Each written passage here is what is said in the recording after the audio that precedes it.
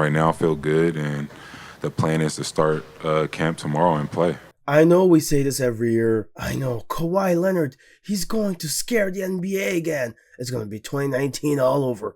But, guys, just listen to what he has to say about him being stronger. Are you bigger? Are you stronger?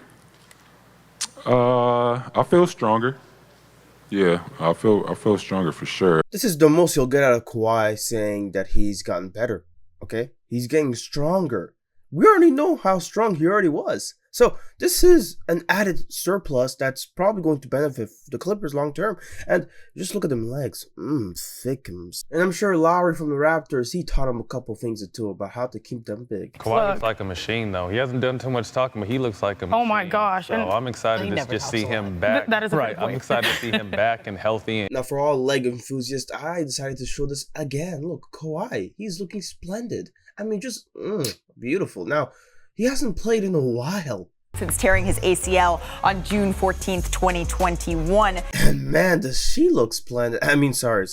I know we're supposed to hate on her. I forgot. Now let's just dish it out to ESPN's Clippers reporter. Malika, to nobody's surprise, this is being shrouded a little bit in mystery. The Clippers have not given a timetable on his return because really the matter of fact is they are going to follow Kawhi Leonard's lead with this and see how he feels with each step. Now this was said before training camp, and Kawhi did play and participate in team practice. I mean, this is a great thing to see. But Paul George and Kawhi Leonard, fact of the matter is this is year 4 for them, Dave, right? It's kind of time that we see what they can do. So I cannot blame anybody for being on the hype train. He took an entire year off. I expect big things out of him. Forget being a top 25 player. He will be a top 10 player when it's all said and done. And Perk, he always goes a step too far. Kawhi Leonard Jordan will be on the mission. This is why I got the Clippers as my favorite, because he is a go-to guy and one of the best to do it. Okay, this is why we hate Malika. Okay, this is bad. Okay, now we got to talk about this, okay? Look, the Suns, they just lost to an NBL team. Oh, that's beautiful. No look. And I'll just say right here, Craig Randall II, he is him. You love the fact that Ish was taking a peek inside for Landale. And Randall. Oh, my. It's the preseason. Keep telling yourselves that, Suns fans. Oh, boy. He should have taught Mike Bibby how to shoot because that's ridiculous. Wow. I mean, look, Devin Booker's laughing at that one. This man, Randall, used to play for the Nets G League team. Okay, I'm pretty sure he's going to get an NBA spot after this performance. 35 points? I mean, he looked better than Campaign out there. I mean, they should trade for him. Oh, wait, they can't. That's awkward. I mean, I wonder if the Suns are going to pull a whole PR stunt to try to apologize for this loss. In the league this year, Doncic right there. 27 points. If you want to see a part 2 of my son's downfall video, subscribe. Okay, there's probably going to be one coming up. Now, look, the Clippers' depth, it's something that's been talked about for years. Paul George, he's locked in. I'm more focused than I ever been. I mean, like, you talk about locked in. Dude's channeling his inner playoff P. Okay, I'll stop. I am locked into this year. You know, I'm prepared and understand what the assignment is this year. What is that assignment you're talking about? Winning it all. Being the last team standing and, you know, becoming a champion. That window is shrinking, and not a lot of teams can say, you know, before a season start that they have a chance to win it. And, you know, I don't want to miss out on that chance. So just pay attention to the narratives being spun around about this Clippers team being healthy now. PG and Kawhi are going to try to win the championship this season with what is perhaps the deepest roster in the NBA. The deepest roster, you say?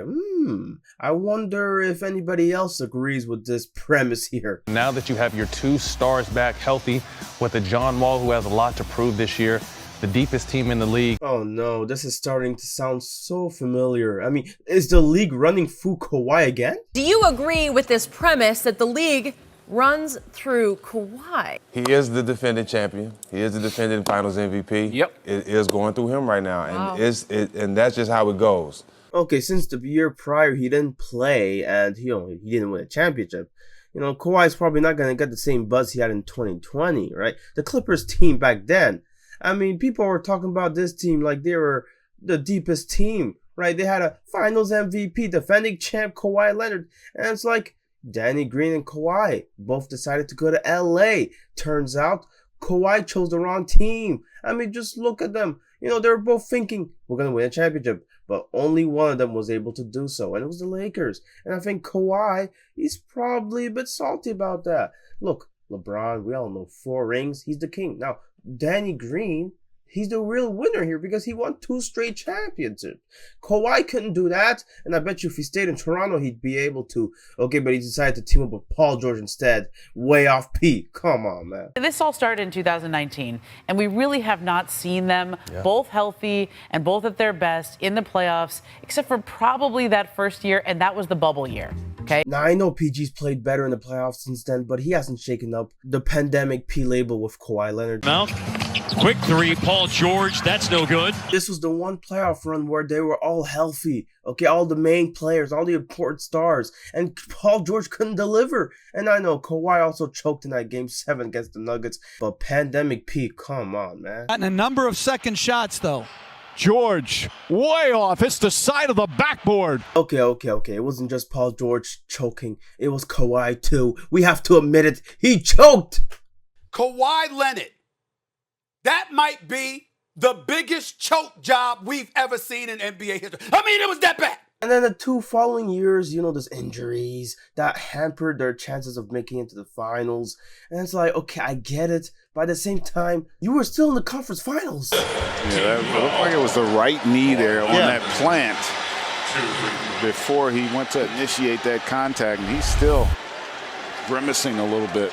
And then Paul George gets hurt. I mean, it just made things way worse. He suffered this injury the first part of the month. Sat out a couple games, tried to rehab it, came back and played, but felt some more pain after returning to action. Further tests revealed that tear of the ligament in his elbow. This whole Clippers experiment can be summed up by what they said in 2019 and just how disappointing it is looking back at what they said here. Ethan Strauss of The Athletic recently polling about a third of the NBA's executives. One of the topics was the Clippers being better than the Lakers. As one executive put it, quote, "There is a big gap in the likelihood of winning the title, but not sure about the regular season in wins." Brian, do you think there's a big gap between the Clippers and Lakers?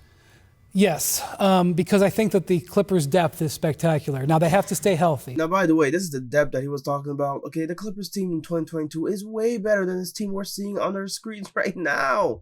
The Lakers can win the title this year, but they have to run the perfect race. They have to get out not too fast, not too slow, no injuries, stay in the pack, save their energy for the end. They can do it, but it's got to be perfect. Their margin for error was narrower.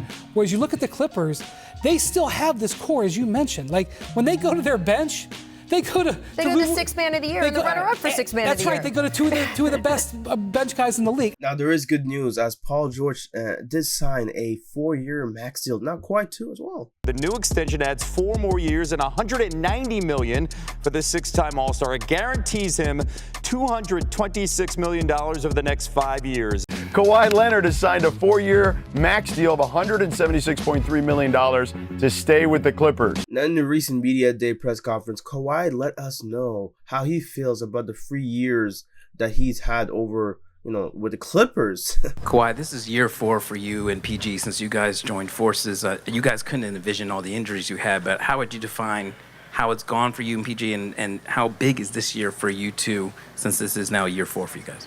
It seemed like it went by so fast with, obviously the first year was the COVID year, I would say.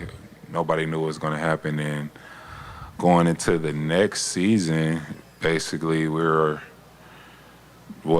made it to the semifinals, I think. And then I tore my ACL, and then last year didn't play. So now it's our 4th year. I feel like that just made me missing last year, and then that COVID year kind of made time go by quick. But I feel like over the years, with us first being here, you see the gradual improvement of the team. So hopefully we can take another step.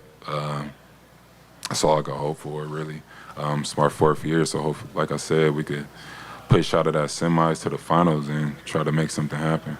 Yeah, even keel. Not much being said there. But Kawhi, look, this is your last chance, I think. I mean, if you can't win it now, you're screwed. This is the best Clippers team of all time. If they don't get it done with this roster, if they can't Do it, homie. It can't be done. He's one of my favorite players for what he did for Toronto. But Kawhi, come on, you have to know this is your last chance. But he is looking scrumptious. He's a lot bigger than, not necessarily bigger, but more stout. Like, he's a very stout, cocky built guy. He's not really narrow. He's got thick, strong legs, big glutes, really nice calves, you know. Again, I salivated over this guy. And I'm telling you right now, I'm very happy to see Kawhi Leonard practicing with the team. You know, him shooting up 3-pointers. He looks very good. I know he missed that last 3-pointer, but he looks good still. Okay, let's see if he makes this one.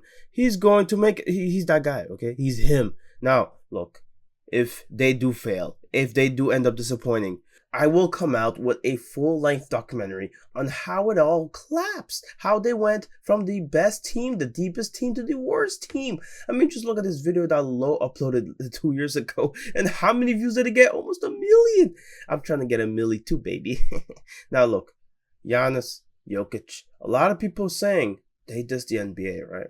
And I think this is an important topic to talk about because, look, if they're dissing the NBA, them being from Europe, I mean, who knows what this means for the NBA, the American League, and just the future of American basketball. And I talk about it in this video, why it's not really that big of a deal what they said, and why, you know, the old heads, they gotta calm down, bro. They gotta cool down. Also, by the way, the support has been great. I'm almost at 13K subs already. It's amazing. Thank you guys. Love you. Bye-bye.